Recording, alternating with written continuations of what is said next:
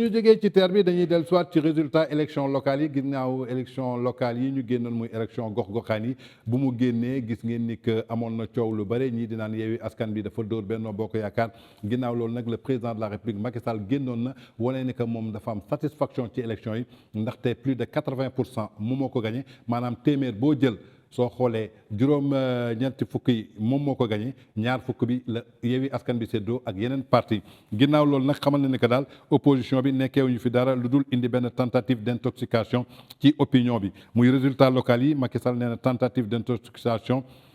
sur l'opinion suñu sukkandikoo ci patron APR du président Macky Sall n'a pas encore fini de réclamer la victoire de son camp lors des locales du 23 janvier 2022 et lorsque les médias et beaucoup d'observateurs parlent de razzia au Brésilien de l'opposition, Macky Sall rétorque qu'il s'agit d'une tentative d'intoxication de l'opinion nationale et internationale. C'était hier à l'occasion d'une rencontre avec le secrétaire exécutif national de l'APR. D'après le président de la République, les chiffres apportent un éclairage heureux à leur victoire à la fois nette et écrasante. Macky Sall a rappelé à ses hommes qu'ils ont remporté 38 départements et 438 communes. Là où Yewwi Askan Wi arrive deuxième, se retrouve avec 71 communes. Le doute n'est plus permis et nous ne pouvons dire fermement que notre parti et ses alliés ont maintenu intacte notre majorité, affirme le président de la République, Macky Sall. Malgré son triomphalisme, le chef de l'APR reconnaît avoir essuyé une défaite à Dakar, Ziguinchor, Rufisque et Thiès, des localités qu'il n'avait pas non plus gagnées en 2014, ajoute à une exertion que tout de même, certes, Guédiawaye nous a échappé, mais le témoignage reste unanime, que nous avons fait un travail important pour le bien-être des populations, se console Macky Sall, renseigne VIP People. ba tey daal suñu sukkandikoo daal ci résultat yi ñu génn kii di président Macky Sall nee na opinion bi daal ñu ngi naan dañu battre kii di Benno Bokk Yaakaar dañuy jàpp ni intoxication la rek bu ñu bëgg a dugal ci nopp askan bi ak international bi xamal leen loolu nee na ba tey daal suñu sukkandikoo ci communes yi nga xamante ni am nañ ko Benno Bokk Yaakaar gagné na 38 départements ci 45 départements yi nga xamante ni Sénégal am na ko maanaam ñeent fukki département ak juróom yi nga xamante ni Sénégal am na ko kii di Benno Bokk Yaakaar moo gagné fanweeri département ak juróom-ñett kon donc ñaata moo ci des juróom-ñaari département la ñeneen ñi séddoo suñu xoolee communes yi mi ngi toll ci 600 nangam kii di Benno Bokk Yaakaar gagné na 438 communes maanaam suñu xayma maanaam juróom-benn téeméeri commune la ñoom gagné nañu ñeenti téeméer ak fanweer ak juróom-ñett commune fi nga xamante ni coalition bii di Yewwi Askan bi ñëw deuxième mi ngi gagné ci département yi lu toll ni ci que 60 mi ngi gagné ci communes yi lu toll ni que 71 communes fi Benno Bokk Yaakaar gagné ñeenti téeméer ak fanweer ak juróom-ñetti commune Yewwi Askan bi mi ngi fa gagné juróom-ñaar fukki commune ak benn donc foofu doute amatu fa amul loo xamante ni danañ ko fay laam-laame kon daal nañuy jàpp ni que daal moom lenn la reconnaître ñàkk nañu grande ville yi lu ci mel ni Dakar lu ci mel ni Rufisque lu ci mel ni Thiès tey mais jàpp na ni ko ay dëkk la yoo xamante ni depuis atum 2014 moom mosu ko gagné daf ko doon jéem a reconquérir certes nag ñàkk nañu Guédiawaye fi nga xamante ni Aliou Sall moo fa nekkoon te Ahmed Aïdara remplacé ko fa tey mais population bi à Guédiawaye xam nañu ñoom bañ fa nekkee am na loo xamante ni def nañ ko fa kon daal nañuy jàpp ni que lépp loo xamante ni jëm na ci wàllu résultat élection locale yi ñu génn kii di Benno Bokk Yaakaar fa mu doon gagné fa la gagné la mu doon am moom la am quant à coalition Yewwi Askan bi nag si juróom-ñaar fukk ak benn commune yoo nga xamante ni gagné nañ ko alors que foofu Benno Bokk Yaakaar mi ngi fa gagné ñeenti téeméeri commune ak fanweer ak juróom-ñett ci ñeent fukki département ak juróom yi kii di Benno Bokk Yaakaar mi ngi gagné fanweeri département ak juróom-ñett kon tey su ngeen taxawee ci askan bi naan da ngeen battre Benno Bokk Yaakaar ay waxu intoxication la donc nit waaye su bàyyi xel nañu xaymaat bu baax lan la ñuy wax muy ay kàddu yi nga xamante ni kii di président Macky Sall bi jiite APR bi mu jàkkaarloog secrétaire national exécutif bu APR xamal ne leen ko daal résultat yi ñuy wax intoxication kese lañ ciy wax que Yewwi Askan bi dafa daan kii di Benno Bokk Yaakaar te suñu sukkandikoo aussi ci xayma aussi xel du jëriñ lu dul xalaat tey mënuñu ne Yewwi Askan bi dafa daan kii di Benno Bokk Yaakaar ndaxte sooy daan nit da nga koy daan ci da nga koy ëppale wala nga xaw ko jóge wala nga xaw tollagum mais ki nga xamante ni li mu doon gagné moom la gagné li mu gagné woon 2014 ci élection locale yi moom la gagné li mu gagné woon ci législative yi moom la gagné li mu gagné woon ci 2019 ci présidentielle yi moom la gagné kon yaakaar naa ni fi mu ñàkk ci mairie yi mooy foo xamante ni mosu ko gagné ci élection locale 2014 ba tey ndaxte nañ jàpp ne Macky Sall 2012 la nekk président première élection locale bi mu fekkee maanaam mooy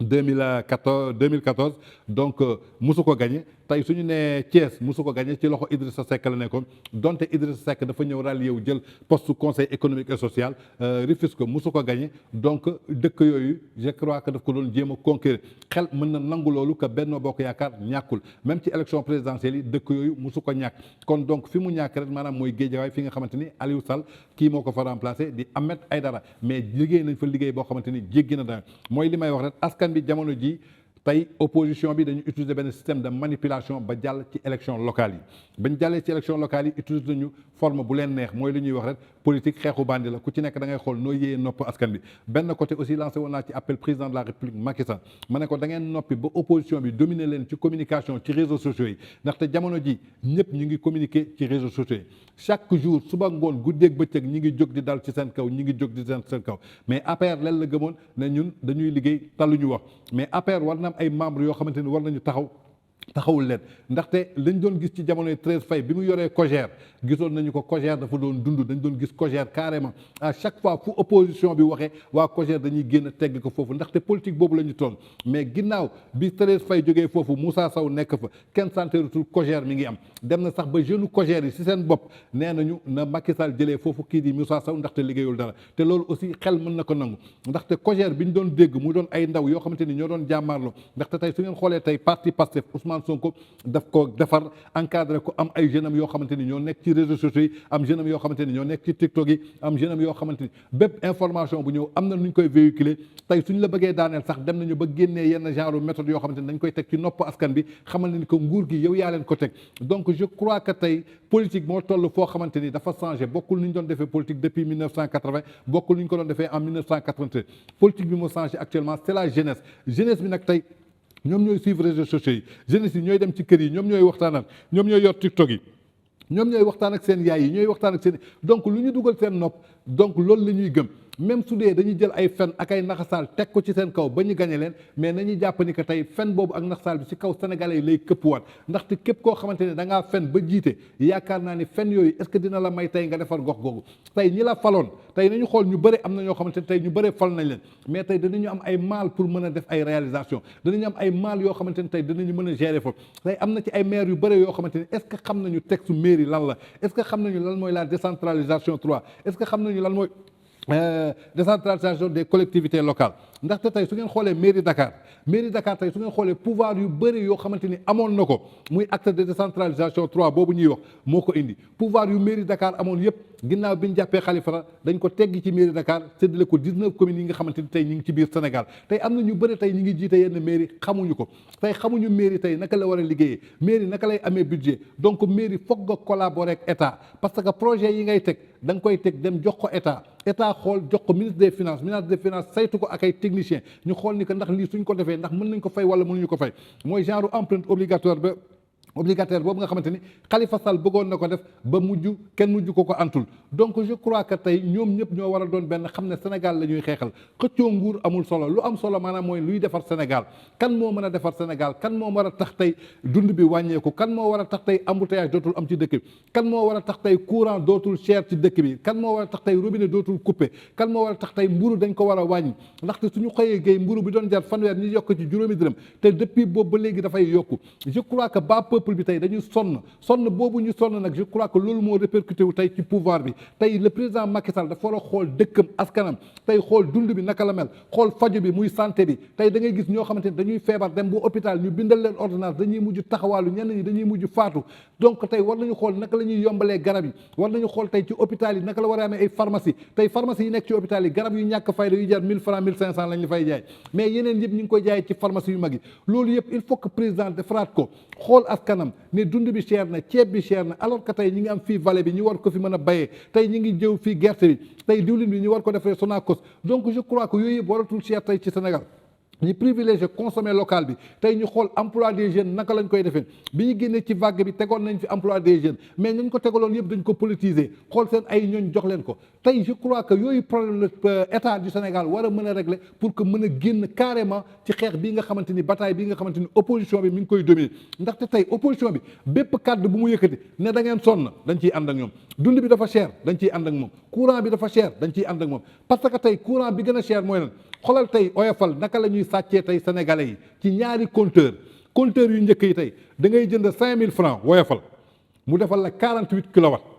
48 kilowatts ngay jënd ci compteur yu njëkk yi 48 kilowatts ci 5000 francs compteur yu bees yi nga jëndaat même quantité 5000 bi mu defal la 24 kilowatts moitié bi tey naka nga mën a jëndee 5000 francs courant kii am 48 kii am 24 muy benn système de sàcc boo xamante ni tey Senelec mi ngi koy tegaat askan bi di noot say askan donc sénégalais yu bëre bàyyiwuñu ci xel Senelec mi ngi lor askan bi Senelec ni muy jaayee courant mi ngi sàcc nit ñi bu njëkk compteur la woon da nga doon consommer 2 mois ñu indil la facture jox la délai nga fay ko léegi nag Senelec dafa ne dama lay jaay courant imaginez benn jour